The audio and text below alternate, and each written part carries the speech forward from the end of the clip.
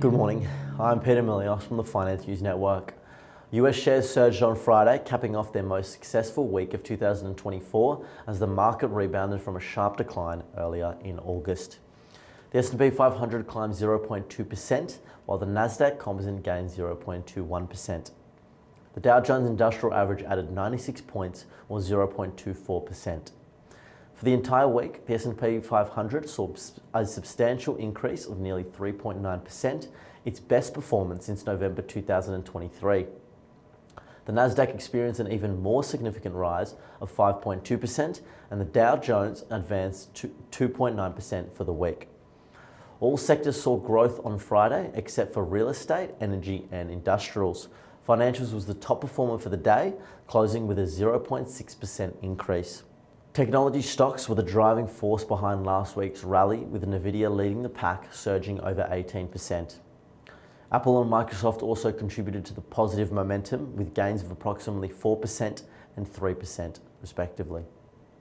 Walmart delivered another impressive performance, climbing nearly 8% in the week, following strong earnings results and an optimistic outlook. This positive trajectory has propelled Walmart's stock to a nearly 40% increase year to date, solidifying its position as a standout performer in the market. Tesla's market dominance has been steadily eroding, with a particularly steep decline in its US market share.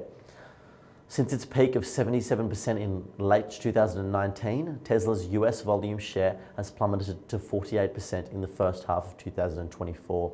Reflecting intensifying competition within the electric vehicle market. Some analysts predict this trend will persist for another additional 2 years.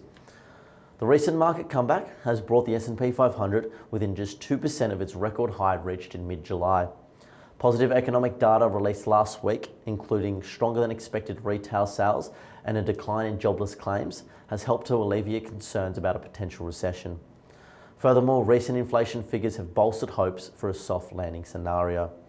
Looking ahead to the Australian landscape, the SPI futures are pointing to a 0.2% fall. Thank you for listening.